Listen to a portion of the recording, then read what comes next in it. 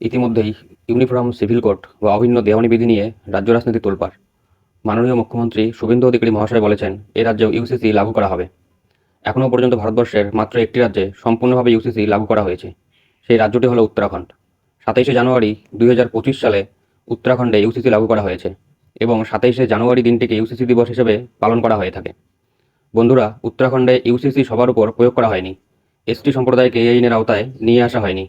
উত্তরাখণ্ড সরকার মোট 238 পৃষ্ঠার একটি নোটিফিকেশন প্রকাশ করেছে, যেখানে ইউসিসি সংক্রান্ত সমস্ত বিষয় উল্লেখ করা হয়েছে। 238 পৃষ্ঠাকে 6টি চ্যাপ্টারে ভাগ করা হয়েছে।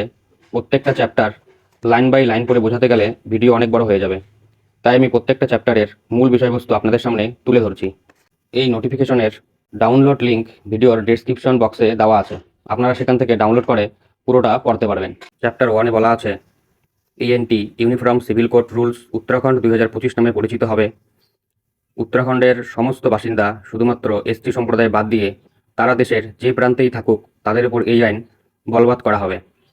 এখানে মূলত বিবাহ বিচ্ছেদ, সন্তান দত্তক, লিভ ইন রিলেশনশিপ এবং উত্তরাধিকার সংক্রান্ত বিষয়গুলি প্রাধান্য পেয়েছে। চ্যাপ্টার 2-তে বলা হয়েছে appointments and duties, registrar general, registrar, sub registrar কীভাবে নিয়োগ হবে এবং তাদের দায়িত্ব কী হবে সে সম্পর্কে চ্যাপ্টার 2-তে বলা হয়েছে। চ্যাপ্টার 3-তে বলা হয়েছে বিবাহের রেজিস্ট্রেশন 30 দিনের মধ্যে বাধ্যতামূলকভাবে করাতে হবে, না করালে তা অপরাধ বলে গণ্য হবে। ইউসিসি লাগু হবার আগে বিভিন্ন ধর্মে বিভিন্ন আইনে রেজিস্ট্রেশন হতো এবং রেজিস্ট্রেশন করা বাধ্যতামূলক ছিল না, কিন্তু ইউসিসিতে বলা হয়েছে ধর্মবর্ণ নির্বিশেষে এসটি ব্যতীত সকলকে একই আইনের মাধ্যমে বিবাহ ও বিবাহ বিচ্ছেদ সম্পূর্ণ করতে হবে। এতদিন মুসলিম পার্সোনাল ল অনুযায়ী একজন পুরুষ একসাথে সর্বোচ্চ 4 জন স্ত্রী রাখতে পারতেন, যদিও বর্তমান সময়ে বাস্তবে সেটা সম্ভব নয়। নতুন আইনে বলা হয়েছে একজন পুরুষের একজন স্ত্রী থাকবে, অনুরূপভাবে একজন নারীর একজন স্বামীই থাকবে। কিন্তু যদি বিবাহ বিচ্ছেদ বা ডিভোর্স হয় এবং পরলোক গমন করেন, তাহলে সেই পুরুষ বা নারী আবার বিবাহ করতে পারবে। একসাথে দুটি বিবাহ অপরাধ হিসাবে গণ্য করা হবে। বিবাহের আইনি প্রক্রিয়া এক হলেও প্রত্যেক ধর্মের আলাদা আলাদা বিবাহের যে রীতি আছে তা বহাল থাকবে এবং ইউসিসি লাগু হবার আগে যাদের বিবাহ হয়েছে এবং রেজিস্ট্রেশন করেনি তাদের বাধ্যতামূলকভাবে রেজিস্ট্রেশন করাতে হবে।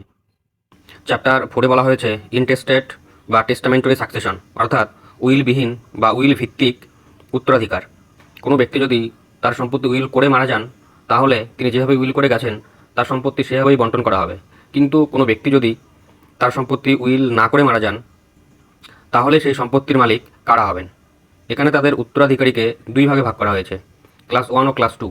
ক্লাস 1-এ আছেন পুত্র, কন্যা, বিধবা স্ত্রী, পিতা এবং মাতা, আর ক্লাস 2-তে বাকি আত্মীয় স্বজন।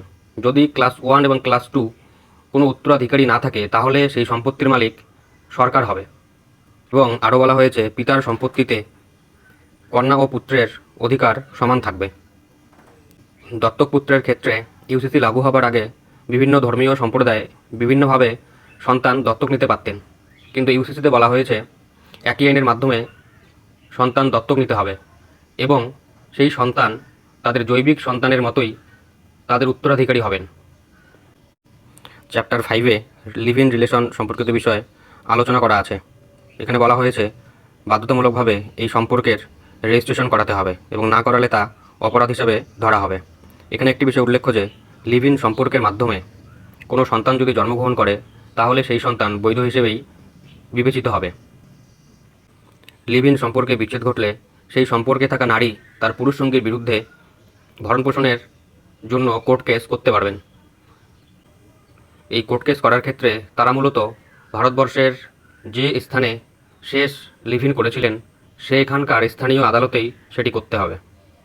চ্যাপ্টার 6-এ বিবিধ কিছু বিষয় আলোচনা করা আছে এবং শেষে উপরোক্ত বিষয়গুলির বিভিন্ন ধরনের রেজিস্ট্রেশন করার জন্য ফর্ম এখানে দেওয়া রয়েছে। বন্ধুরা, পশ্চিমবঙ্গ কি উত্তরাখণ্ডের মতো একই আইন কার্যকর করা হবে নাকি ভিন্ন কিছু আইন কার্যকর হবে? আপনাদের মতামত কমেন্টে জানাবেন। এই ধরনের তথ্যবহুল ভিডিও পেতে চ্যানেলটি সাবস্ক্রাইব করে সাথেই থাকুন।